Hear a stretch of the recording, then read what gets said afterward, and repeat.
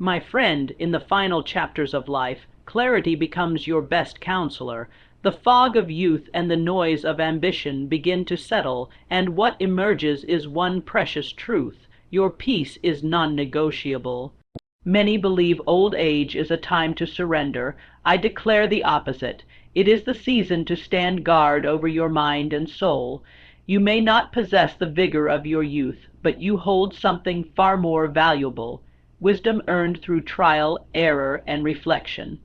Old age demands clarity, not compromise. It is not merely a phase of life marked by gray hair or slower steps, but rather a profound period of mental refinement, emotional sorting, and spiritual alignment. The illusion that old age is a time of passive existence must be replaced by the deeper truth. It is a period where every association, conversation, and influence must be evaluated for its true cost. The older we grow, the more selective we must become, not out of arrogance, but out of necessity. Because in this season, the wrong people do not just waste your time, they disturb your entire inner equilibrium. In youth, we often tolerate confusion and chaos under the banner of flexibility. We accommodate people who drain us because we believe we have time to recover. We laugh off toxic remarks, entertain destructive behaviors, and continue relationships based on guilt, nostalgia, or obligation. But in old age, the currency of life shifts. Time becomes too precious, energy too limited, and peace of mind too sacred. Every encounter, every person, every habit must be judged by one simple measure.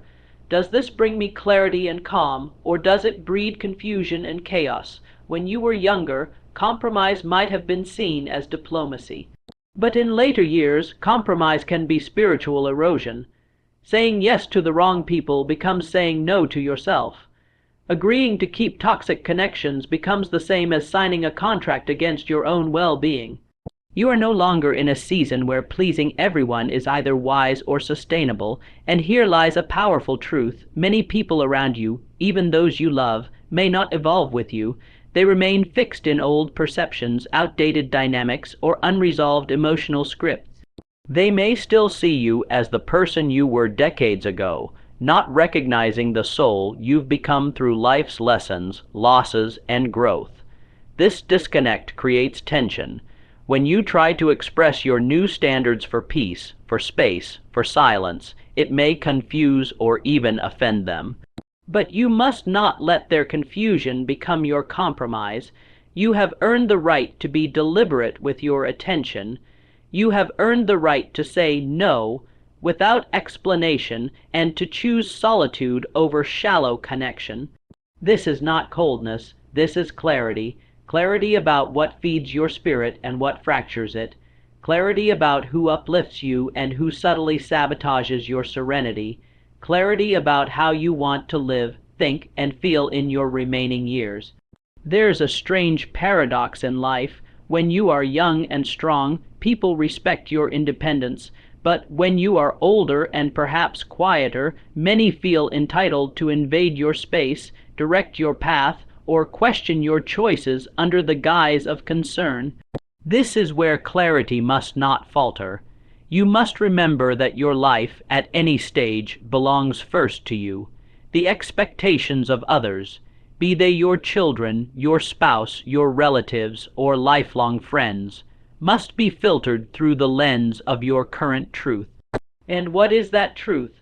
That peace is no longer optional, that every conversation should nourish, not deplete, that every interaction should leave you whole, not fractured, that every person in your life should respect your evolution, not resist it. This kind of clarity requires courage. It demands that you say goodbye to old roles you used to play: caretaker, fixer, peacemaker, when those roles now cost you your health, your joy, or your quiet.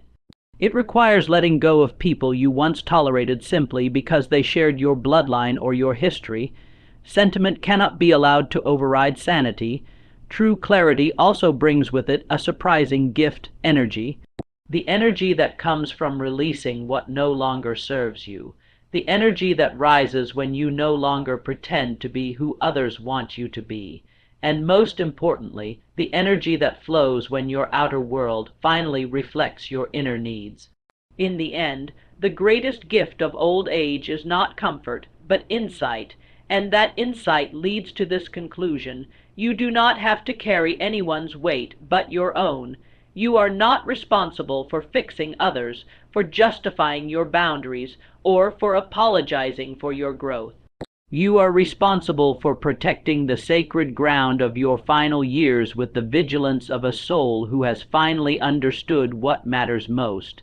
Clarity is not selfish, it is self-honoring, and in old age that clarity must become your compass, because your peace is no longer just a desire. It is your birthright. Emotional parasites often wear familiar faces. This truth is one of the most difficult realizations a person may come to, especially in old age. We spend a lifetime building connections, many of them rooted in blood, marriage, or history, and we are taught to believe that loyalty to these bonds is a virtue, and while loyalty is indeed noble, it should never come at the expense of your inner peace. There comes a point in life, especially as the years grow fewer, when we must reevaluate every relationship not by its title, but by its impact on our spirit. An emotional parasite is not always obvious. They do not always arrive with malice or manipulation. Often they arrive with familiarity, cloaked in roles such as the concerned child, the long-suffering sibling, or the dependent friend. They may not intend harm, but their consistent patterns of behavior result in harm just the same. They thrive on your attention, your emotional labor, and your willingness to put their needs above your own. And worst of all, they often make you feel guilty for even considering the idea that their presence is draining you. In old age, guilt is a thief. It steals your rest, your clarity, and your right to detach from what no longer serves your well-being. It is crucial to understand that emotional debt is not something you owe anyone, not even family. You have given your years, your support, your love, but now, in the final stretch of life, your emotional reserves are not bottomless. They must be conserved for what matters: your health, your joy, your sense of meaning. These emotional parasites often operate with a pattern. They rarely ask how you are unless it serves their narrative. They reach out only when they need something: advice, money, emotional reassurance, or a sounding board for their constant complaints. When you express your needs, they change the subject. When you set boundaries, they become offended or withdrawn. And when you try to distance yourself for the sake of your own sanity, they weaponize your absence, making you feel like the one who failed. But you did not fail. You evolved. You reached a point of clarity where you began to recognize that relationships must be reciprocal, not just in form, but in energy. You learned that love is not measured by sacrifice alone. A connection that drains you is not love. It is dependency in disguise. It is especially challenging when this person is a family member. Society has long conditioned us to believe that we must endure anything from family, that their entitlement to our time and emotions is unquestionable.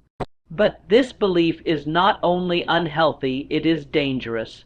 It leads to years, sometimes decades, of emotional exploitation masked as duty, and in the winter of your life there is no greater burden than carrying the emotional weight of others who refuse to carry their own. You must understand this deeply. Emotional boundaries are not betrayal. Choosing to protect your energy is not abandonment. You are not obligated to be someone's emotional crutch just because you always have been. Every time you choose yourself, your peace, your space, your stillness, you are not being selfish. You are being wise. Old age is a season of reflection, but it is also a time of discernment. You now have the wisdom to recognize patterns you once ignored. You can see clearly what drains you and what nourishes you. The time has come to act on that awareness. Letting go of an emotional parasite, no matter how close they may be, does not require confrontation or cruelty. Sometimes it is as simple as quiet distance, reduced availability, or the courageous act of saying, "I cannot carry this anymore." You do not need to explain your healing to the person who caused the wound. Your responsibility is to honor the truth of what you feel and protect the peace you've worked a lifetime to find, because in the end, your emotional landscape must be cultivated with the same care as a sacred garden. Weeds of guilt, obligation, and emotional fatigue must be removed, not because you don't care, but because you care enough about your own soul to tend to it properly. The people who truly love you will understand. The people who only used you will resist, and that, more than anything, will show you who they truly are. In your later years, let your spirit be surrounded by those who fill your cup, not those who siphon from it.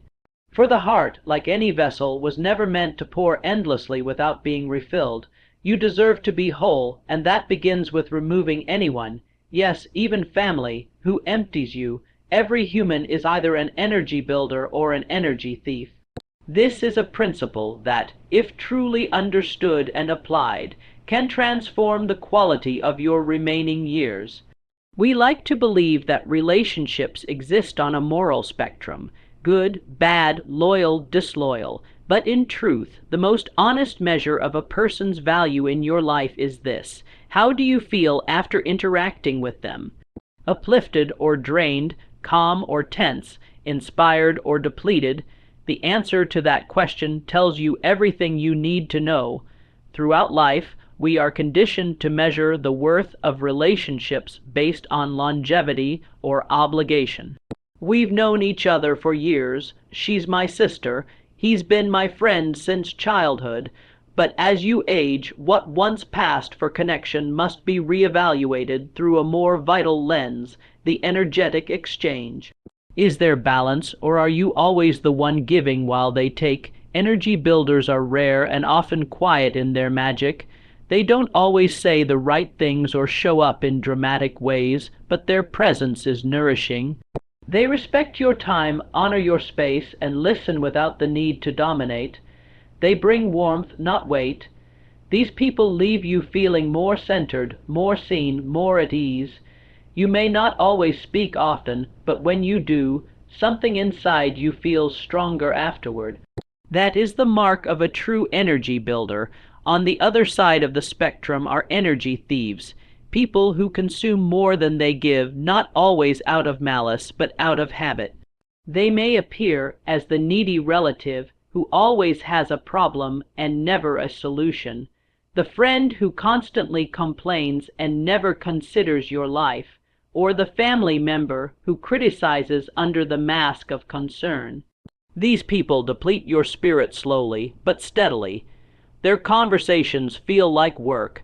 Their presence leaves you tense, and their patterns never change, no matter how much patience or guidance you've offered.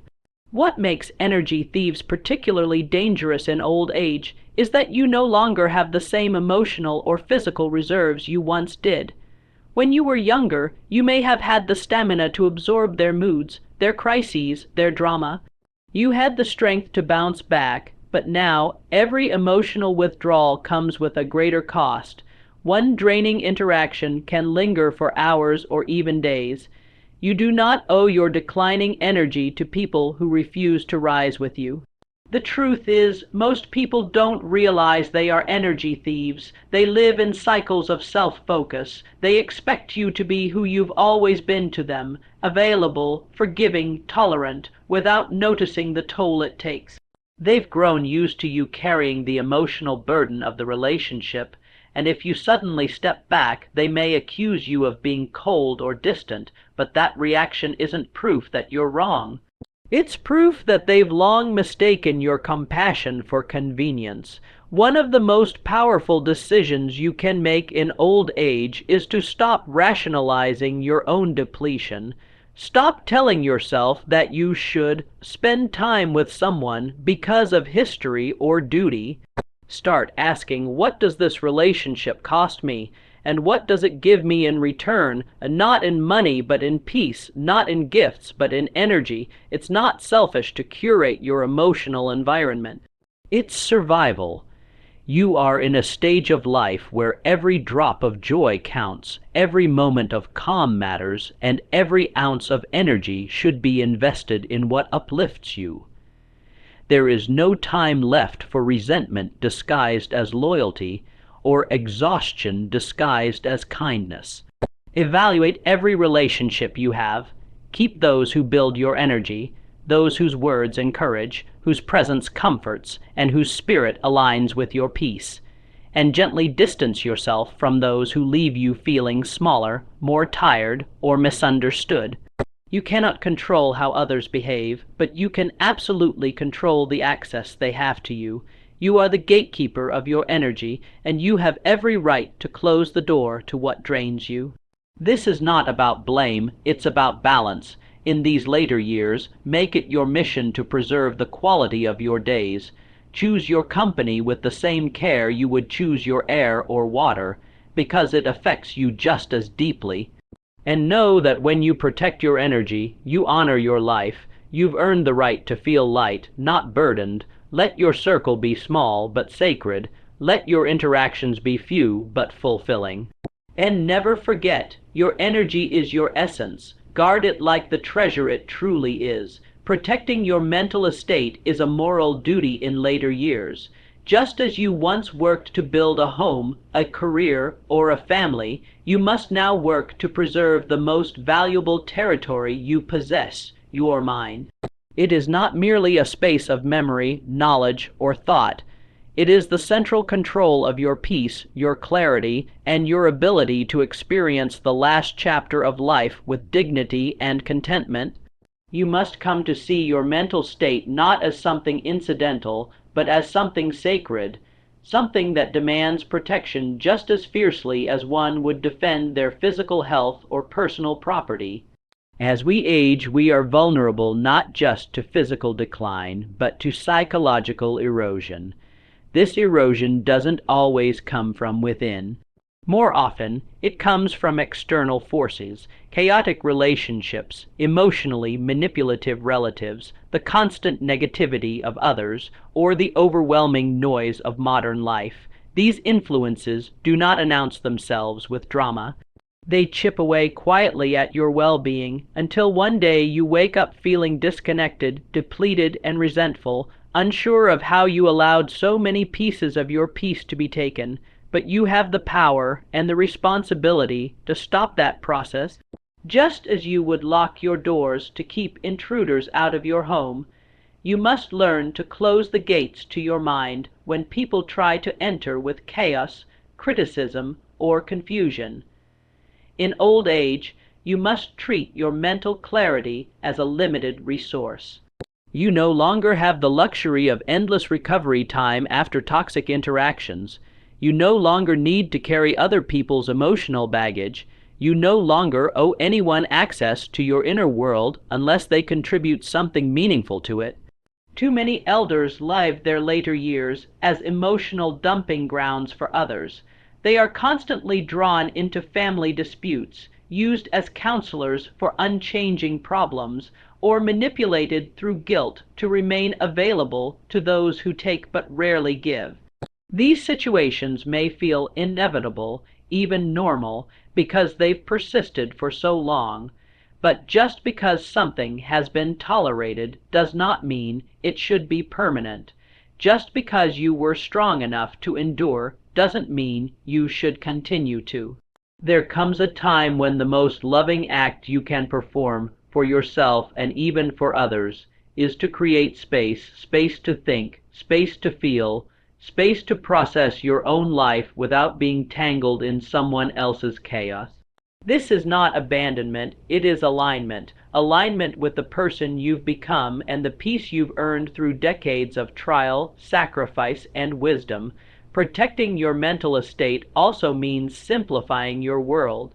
Eliminate unnecessary noise, decline invitations that don't nourish you, say no to conversations that revolve around gossip, conflict, or drama. Refuse to let your emotional atmosphere be dictated by the moods or manipulations of others. You are not being cruel, you are being clear, and clarity is the guardian of mental peace. you must also be mindful of your own thoughts. Just as we guard against external influences, we must also watch the internal dialogue that plays on repeat in our heads. Are you replaying regrets, rehearsing conversations with people who do not deserve your time? Are you allowing fear to occupy the space where hope should live? Mental protection is not just about avoiding toxic people, it's about cultivating a garden of healthy thought within yourself. And that begins by choosing what you allow to take root. This stage of life is often misunderstood as a time of decline, but in truth, it can be the most refined and focused phase of all if you learn to protect your inner world. It is when you stop trying to win everyone's approval. It is when you release the roles you once played out of duty and begin to live from a place of choice. It is when you finally see that the greatest wealth you could ever possess is peace of mind. Peace is not passive. It requires strength, courage, and discipline. It requires you to stand firm when others expect you to bend. It demands that you honor your boundaries even when others protest. But every act of mental protection is an act of self-respect. Every time you say no to what depletes you, you say yes to your own wholeness. You've spent your life giving. Now let these years be about guarding. Guard your mind as a sacred temple, for in it lives your final joy, your clearest truth, and your quiet power. Let no one trespass who does not bring stillness, sincerity, and soul. You owe yourself nothing less. In the final season of life, the quality of your days matters more than the quantity. This is not a time to endure noise, confusion, or emotional burden. It is a time to live with clarity, intention, and peace. The people you once tolerated out of habit, guilt, or obligation must now be examined through a higher lens. Do they elevate you, or do they erode you? It is not unkind to let go of those who drain you. It is not betrayal to protect your energy. In fact, it is the highest form of wisdom, to recognize that your time, your thoughts, your emotions, and your spirit are not infinite resources to be spent recklessly. They are sacred, and in this stage of life you are called not to scatter them, but to preserve them. You must be brave enough to walk away from emotional parasites, even if they wear the face of family. You must honor your growth by creating distance from those who refuse to evolve. You must release the people who confuse your peace and embrace those rare souls who make your spirit lighter. This is not about resentment. It is about responsibility. Responsibility to yourself, to your well-being, and to the life you still have the power to shape. Old age is not the end, it is the refinement, and in that refinement you are not required to carry anyone who is unwilling to walk beside you with respect, presence, and love. Choose silence over shallow talk. Choose solitude over toxic company. Choose peace over performance. The years ahead are yours, not to be negotiated, not to be managed for others, but to be lived fully, calmly, and freely. So guard your mind, cherish your energy, and remove without guilt those who do not understand the value of your presence. You've earned your rest. You've earned your peace. Let no one take it from you.